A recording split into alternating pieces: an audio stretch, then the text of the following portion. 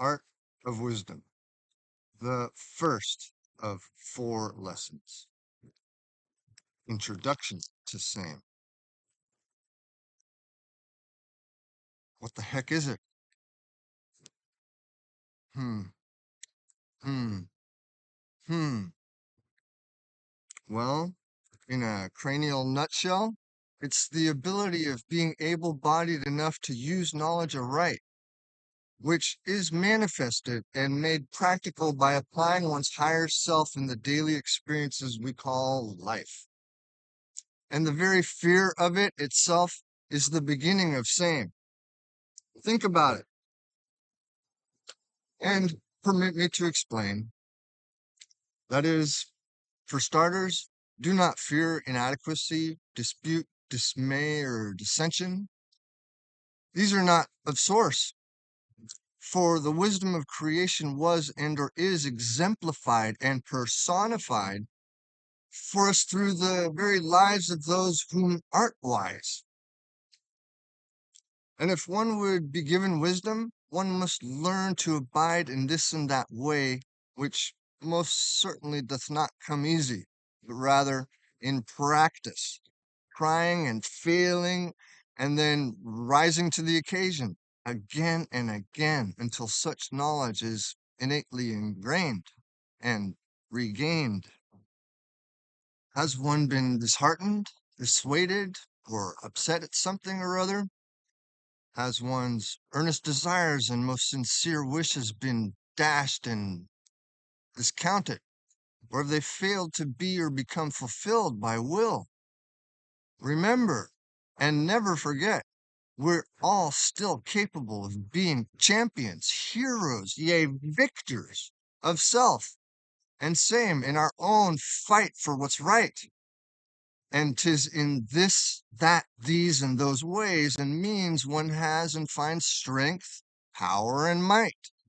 Forget not how all these things, great and small, work together in harmony and accord for the love of love to those whom are called upon and or chose to do so in time of their own divine purpose and sheer will, as we have been taught by countless gurus and masters of yore, and continue to be shown by those brave souls whom continue in same vein, whom themselves practice imbuing same. If someone wishes to strike you, do not strike them back. If someone steals your jacket, give him your pants too. And or if someone makes you go somewhere you don't want to go, follow them twice, if not thrice as far. For this and that just goes to promote and show the degree to which one is ready and able to shine a spotlight upon an unjust person seeking negative attention in a gentle and kind way. And it's not about being a mere doormat, pansy, or like minded tyrant per se, looking to find a time to strike back. Nay, it's about highlighting a strategic response to direct conflict and the materialism of a given situation, or telling of the radical, non-violent extent of insistence one has towards forgiveness and injustice towards others through the act of reflecting self-sacrificial generosity and the level and length one is willing to go in order to expose the greediness of an aggressor by mindfully grabbing their attention instead, thusly. And however, don't, that is, do not take this and that literally. Rather, just embody these and those metaphorical concepts, principles, yea, tenets instead, and good to go thou shalt truly be.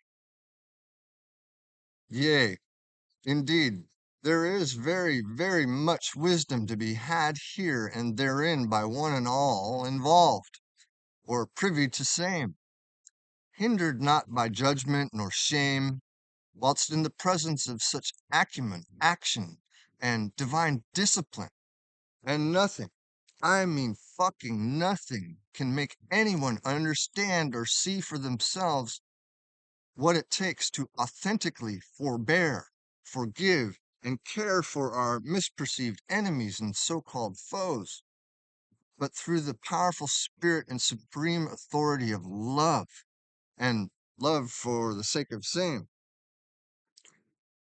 Or dost thou negate thy heart, mind, and soul in saying, sure, that's easy for those otherwise enlightened individuals to do? They have nothing to lose. What? Well, I haven't the strength nor wherewithal to endure whatever it is they are or have been going through. Get it? Have you absolutely no faith in self or altogether forsaken the promise of creation's creativity and inventiveness?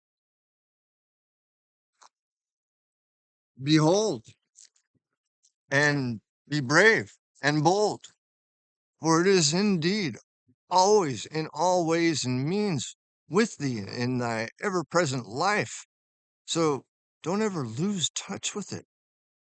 After all, you and I wouldn't be here now had we not consciously, innately, and instinctively persevered and conquered our fears.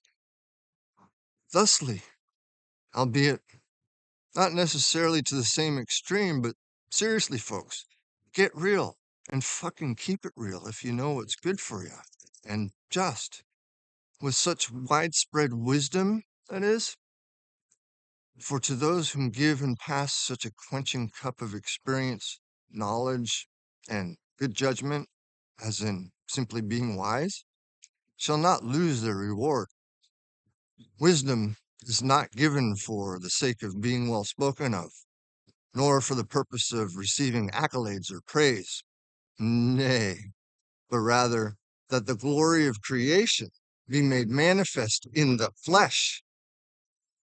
Indeed, it is in the very best interest of Source itself when we let the desire and activity of love prompt us most unselfishly in order to achieve, sustain, be, and become a channel of blessings unto others.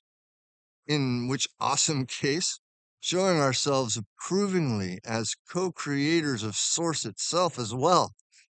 Now, this and that is tried and true wisdom, the very kind which is of creation itself. Wisdom is therefore and thereby for mostly a matter of choice, rendered and wrought by free will in light and illumination of one's ideal held, and the manner, ways, and means with which one uh, applies it in our comings and goings with fellow human beings, whom are themselves, of course, also of Source and divine to begin and end with anyway. This abstract idea or general notion, the power of acting without consideration or necessity of constraint or fate, as in the ability to act according to one's own discretion and or volition, and the action of putting something into operation or application, does it become a delicious trifecta of sovereignty in our everyday experiences with others. In fact, when one applies said practice of such selflessness in acts, words, and deeds, thusly exalting peace and harmony and seeking the magnificent splendor and grandeur of creation, one comes to find themselves in the very presence and consciousness of Source itself. And this, my friends, is the tried and true approach. That is, the very acknowledgement of fear and conquering it without fear is the very beginning of wisdom, pure and simple. For the law of oneness is to love oneself as well as one another, with all thy mind, body, and spirit, and soul too, of course. And all that is demanded of one is to use that which one is handed and has at hand in order for even more to be given to meet one's very needs, whether mental, material, or spiritual. See?